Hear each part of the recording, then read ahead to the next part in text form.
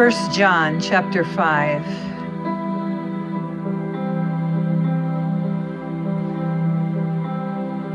Everyone who believes that Jesus is the Christ has become a child of God, and everyone who loves the Father loves his children too.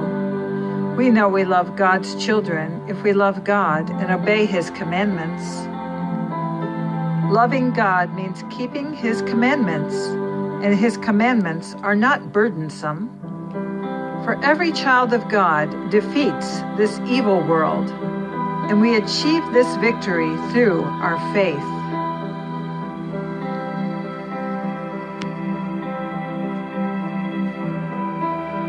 And who can win this battle against the world?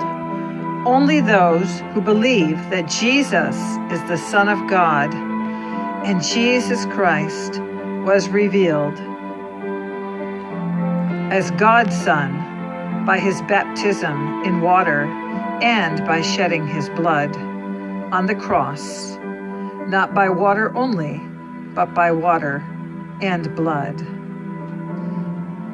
And the Spirit, who is truth, confirms it with his testimony.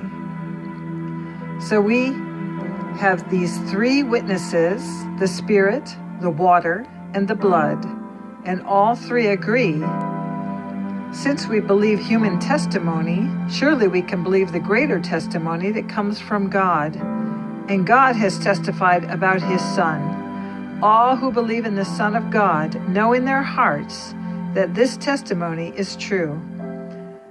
Those who don't believe this are actually calling God a liar, because they don't believe that God has testified about his Son. And this is what God has testified. He has given us eternal life, and this life is in his Son. Whoever has the Son has life. Whoever does not have God's Son does not have life. I have written this to you who believe in the name of the Son of God, so that you may know you have eternal life. And we are confident that he hears us whenever we ask for anything that pleases him. And since we know he hears us, when we make our requests, we also know that he will give us what we ask for. If you see a Christian brother or sister sinning in a way that does not lead to death, you should pray, and God will give that person life. But there is a sin that leads to death, and I am not saying you should pray for those who commit it. All wicked actions are sin, but not every sin leads to death. We know that God's children do not make a practice of sinning, for God's Son holds them securely, and the evil one cannot touch them.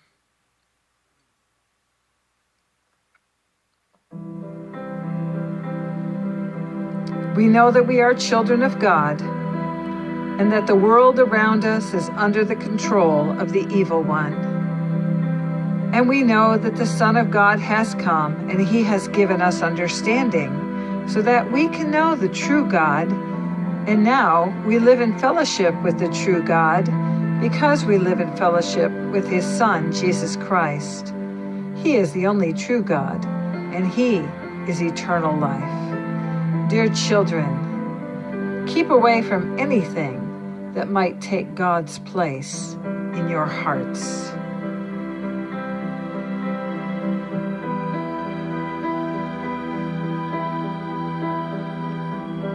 It's 1 John chapter 5.